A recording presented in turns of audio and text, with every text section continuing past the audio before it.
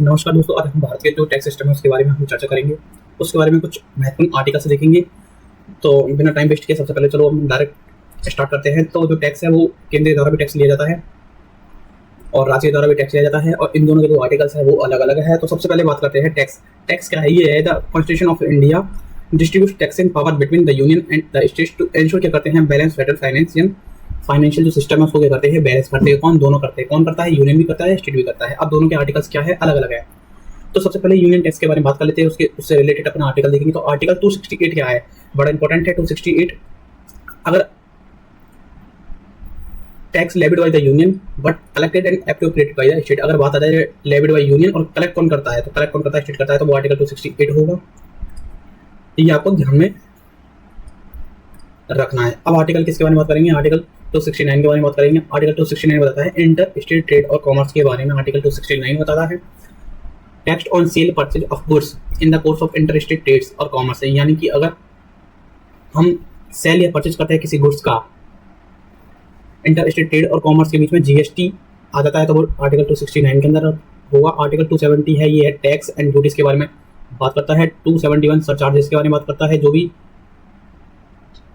Surcharge लगेगा वो article 271 बताता है। 272 बताता है, 272 बताता है टैक्स ऑन इनकम, जो इनकम पर जो टैक्स लगता है, लेकिन इसके अंदर जो एग्रीकल्चर इंक्लूड नहीं होगा वो आर्टिकल 272 के अंदर आता है। अब बात कर लेते हैं 273। आर्टिकल 273 है, आर्टिकल 273 बताता है tax on income of corporation के जो टैक्स लगते हैं, कॉर्पोरेशन के जो इनकम है उनके ऊपर जो भी टैक्स लगेगा उसके बारे में आर्टिकल 273 बताता है। Tax on capital value assets, जो बड़े बड़े कैपिटल वैल्यू के होते हैं उन पर जो टैक्स लगता है वो आर्टिकल 274।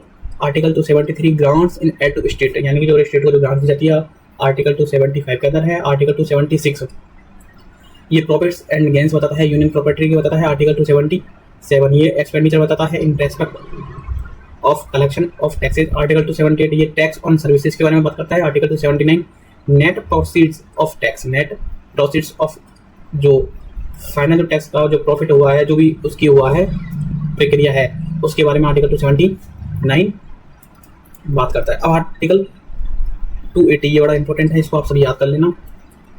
आर्टिकल 270 ये बात होता है फाइनेंस कमीशन, ये बड़ा इंपॉर्टेंट है। फाइनेंस कमीशन के बारे में बात कर लेते हैं। फाइनेंस कमीशन हर 5 साल के लिए कॉन्स्टिट्यूट होता है, और इसके जो रिकमेंडेशन है उसमें distribution of net proceeds of tax between union and state के बारे में बात होती है। आर्टिकल 281 ये इम्पोजिशन इन एडिंग टू और लीव ऑफ टैक्सेस के बारे में बात करता है। इम्पोजिशन के बारे में बात करते हैं तो आर्टिकल 281। तो ये महत्वपूर्ण आर्टिकल्स है। ये आर्टिकल जो महत्वपूर्ण आर्टिकल्स है ये हैं अपने यूनियन की। अब बात करेंगे अपन स्टेट के महत्वपूर्ण आर्टिकल्स के बारे में बात करेंगे, तो इनके ऊपर चर्चा करते हैं। अब बात कर लेते हैं स्टेट टैक्स के बारे में। सबसे पहले जो आर्टिकल है वो है आर्टिकल 282। आर्टिकल 282 ये किससे रिलेटेड है? ये आपका रिलेटेड है, स्टेट से रिलेटेड है। तो ये स्टेट टैक्स के बारे में बात करते हैं, जो आर्टिकल 282 से लेके 289 के बीच में। ये आर्टिकल 282 क्या होता है? Tax on sale purchase of goods other then in course of inter state trade and commerce. वही है जो अपने यूनियन में जो आर्टिकल अपन ने पढ़ा था 269A, वही सेम आर्टिकल स्टेट में। अब बात कर लेते हैं आर्टिकल 283। तो आर्टिकल 283 बताता है taxes on land and buildings. ध्यान अगर taxes on land and building पर जो टैक्स लगता है वो आर्टिकल 283 में है। Article 284 tax on agriculture in income, ये स्टेट की बात कर रहे हैं, तो वो आर्टिकल 284 है। टैक्स ऑन एक्सपेंसिव आर्टिकल 285 में है। Article 286 tax on vehicle animal goods, ये सब आर्टिकल 286 में आते हैं। आर्टिकल 287 में आता है tax on goods carried by road और on inland water way. Inland water भी आ जाए तो वो आर्टिकल 287 में है। अगर व्हीकल के बारे में बात करें तो 286 में है। एक्सपेंसेस के बारे में बात करें तो 285 में है। एग्रीकल्चर के बारे में बात करें तो 284 में है, और जमीन और बिल्डिंग्स के बारे में बात करें तो 283 में है। स्टाम्प ड्यूटी के बारे में बात करें तो स्टाम्प ड्यूटी आर्टिकल 288 में है। ये बड़ा इंपॉर्टेंट है। और लैंड रेवेन्यू ये आपके आर्टिकल 289 में है। अब आइए कुछ समरी देख लेते हैं।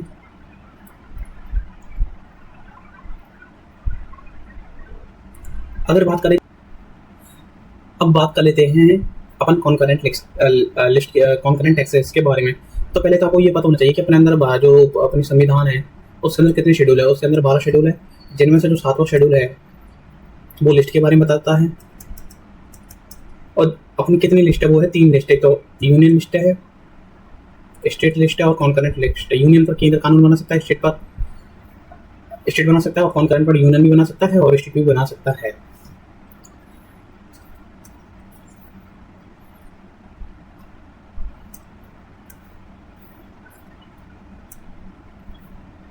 अब बात कर लेते हैं जो टैक्स है। जो आपका जो टैक्स है वो है, ये जो टैक्स है ना, ये आता है कॉन्करेंट लिस्ट के अंदर आता है, यानी कि इस पर राज्य बना सकता है कानून और स्टेट भी बना सकता, जो और यूनियन है वो भी बना सकता है। अब जो टैक्स है कुछ उनके बारे में बात कर लेते हैं। एक होती है कस्टम ड्यूटी। कस्टम ड्यूटी में क्या होता है, यूनियन लेवीज एंड कलेक्ट्स करता है parts of net profits share. एक होती है एक्साइज ड्यूटी, एक होती है इनकम टैक्स, एक जीएसटी और other tax and duties. Important points वाली बात कर लेते हैं। इसमें क्या है कि parliament has wider powers to tax than state legislature, यानी कि पार्लियामेंट को क्या है पावर दिया है, पार्लियामेंट का जो पावर है टैक्स के मामले में ज़्यादा है, वो वाइडर है देन स्टेट से। Taxation powers are subjected to constitutional limitations. No tax shall be levied और collected except by authorities of law, यानी कि जो कानून के दायरे में ही टैक्स ले सकते हैं। Tax collected under union but assign to state, वो आर्टिकल 268 के अंदर है। Distribution of union tax between central and state, वो आर्टिकल अपने पढ़ा था 270 विद आर्टिकल 279 और 280। फाइनेंस कमीशन इज अ की body of the fiscal federalism. GST system introduce under, जो जीएसटी इंट्रोड्यूस हुआ था कौन सा संविधान संशोधन से हुआ था, संविधान संशोधन से हुआ था, वो था 101 से हुआ था। तो अपन बोल सकते हैं कि 101 का निर्माण कर दिया, तो वो क्या है 101 क्या है, जीएसटी से related.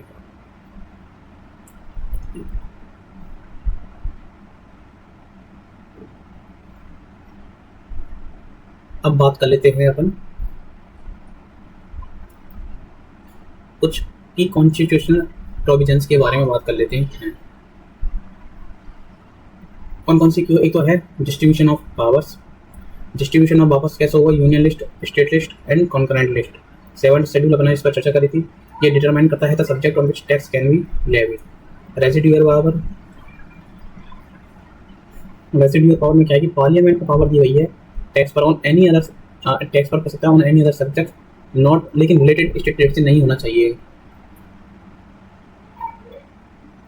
No discrimination, article 304, no tax will be levied which discriminates against any state or place of import export. Uniformity in customs and duties. Article 201, tax not to impede free trade. A freedom of trade.